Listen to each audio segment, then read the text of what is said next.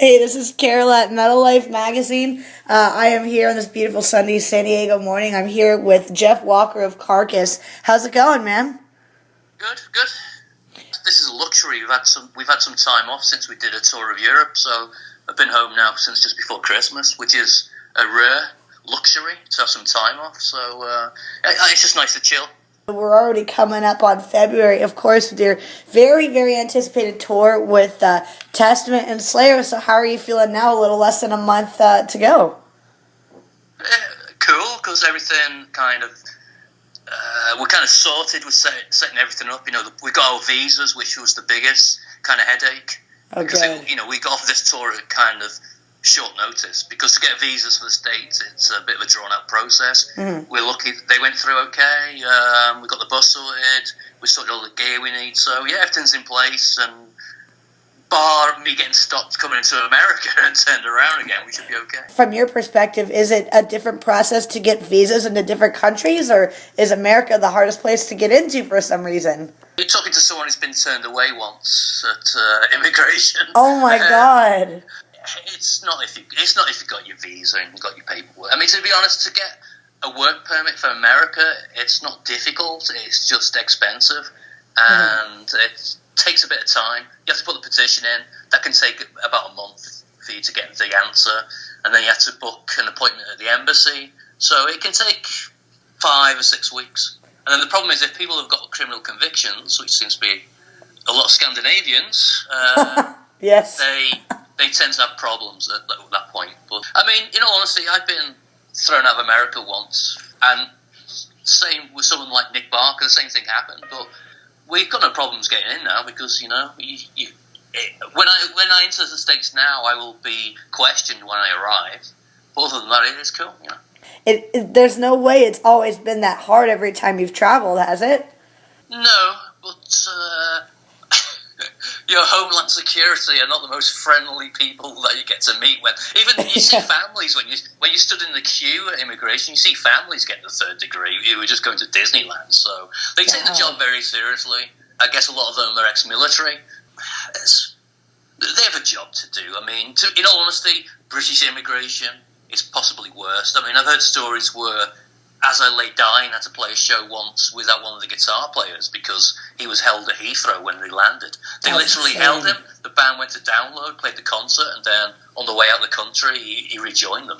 Oh, that is so that kind of bullshit with immigration happens all the time in every country. You just got to be honest, and you just got to fill in the paperwork correctly, and you just got to stop yourself being a smart ass when you're talking to anyone in uniform, Of course, man, and there are a lot of fans who are super grateful to see you on tour at Testament and Slayer. This is going to be a really big one. It's funny, I feel like you're not so much the social media guy, which is good because there are a lot of internet comments, but the closer that the tour comes, I see a lot of comments about Carcass should be headlining over Slayer, and I think it's very funny because you've always stated about how you would much rather be a cult band than have this sort of mainstream popularity. So do you have any reaction to fans who are like, yeah, Carcass should headline over Slayer? First of all, something that's probably impossible by management standards, but do you have any reactions to that?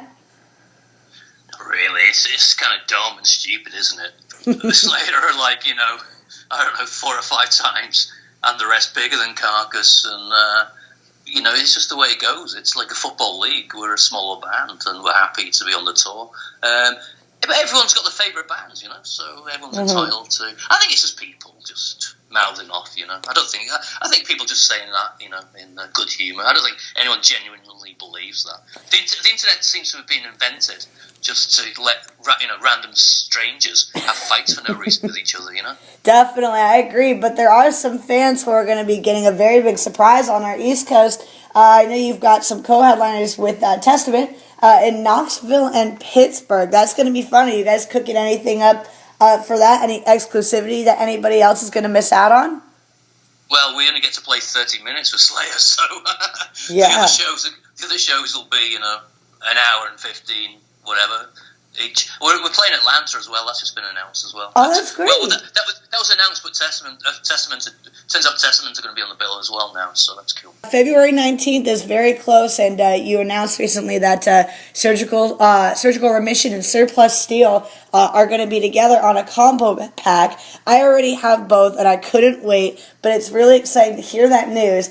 And, of course, I wanted to ask you about... on Surplus Steel, you've got the Carcass with the rotten apple, obviously a satire on the Beatles. Who came up with this? Me. I'm the last man standing. I still live in Liverpool. What's funny about Liverpool is every musician or actor that kind of has any kind of taste of success leaves the city. You know, I've got good friends who are in other bands, like, for example, Anathema. Anathema are hardly Metallica, but even they've left the city. So, well, most of them have anyway. Yeah. So I just think it was just a joke, you know. I mean, we've done the same. We've done the same with the Zeppelin logo as well. So, you know, ripped that off for a T-shirt. So we're just kind of paying homage, you know. I mean, I love the Beatles, and a lot of it's to do with once in a magazine, a journalist referred to Carcass as the Cark. Now, that's a very kind of Liverpudlian Scouse thing to call something the. So I guess that planted the idea in my head, you know. If the T-shirt said the Cark, no one would understand. So. Have you ever considered doing an old cover of something like the Beatles or Zeppelin? I mean, Carcass doesn't seem like much of a cover band, but are you sort of only interested in taking that satire into artwork, or would you actually do a cover song? No, I mean we've never covered any band ever. I think doing cover versions for the most part is lazy. Mm-hmm. I mean, there's been a few times where a band, say like Metallica, has done covers because they've done it as a way to not only pay tribute to their influences, but to put money in those musicians' pockets, you know? Because I know Brian from Diamond Head has probably, you know, seen a bit of money off the back of the Metallica stuff. So that's kind of cool. But we've always been too busy writing our own music. And I think we're already doing cover versions because we're influenced by other bands, you know? No music is genuinely original, authentic. So we're finding a way to channel what we love into our own music anyway. We don't need to be some kind of glorified bar band, you know? We've always thrown Beatles references into what we do anyway. I mean, we always actually toyed with the idea of writing a song called El in the Rigor Mortis, but we never got around to it. I love that. All right. Maybe on the next album. And my last question for you is, you've been incredibly successful with Surgical Steel, and what you've said is that you don't really have any plans to write it because you've had such massive success on this album. Why take time to write out things that people are already enjoying? Do you plan to write on tour or just see what comes to mind, or are you sort of still set on that thought?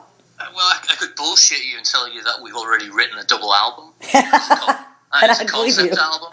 The truth of the matter is we've not had any time to sit down and regroup. I mean, I'm pretty sure Bill has riffs somewhere, and maybe he's had a couple of jams with the drummer, but we've not sat down and started composing or writing stuff. We've literally had no time. We've not stopped touring or playing on and off since the beginning of 2013, before the album came out.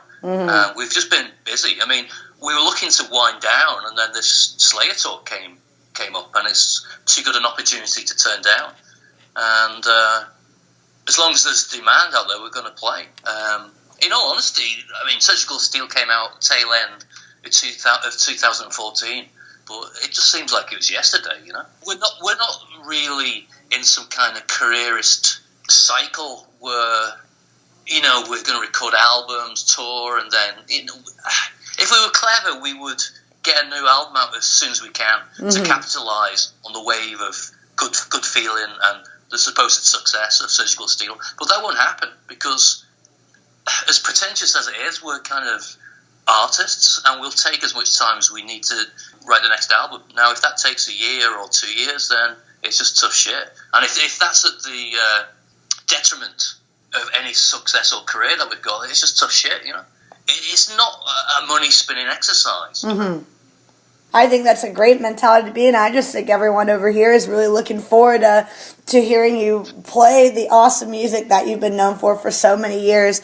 And we thank you so much, Jeff Walker, for joining us here today on Metal Life. And we'll see you. I think I'll be seeing you in Bakersfield. Well, thank you for your time, Carilla. It was lovely talking to you.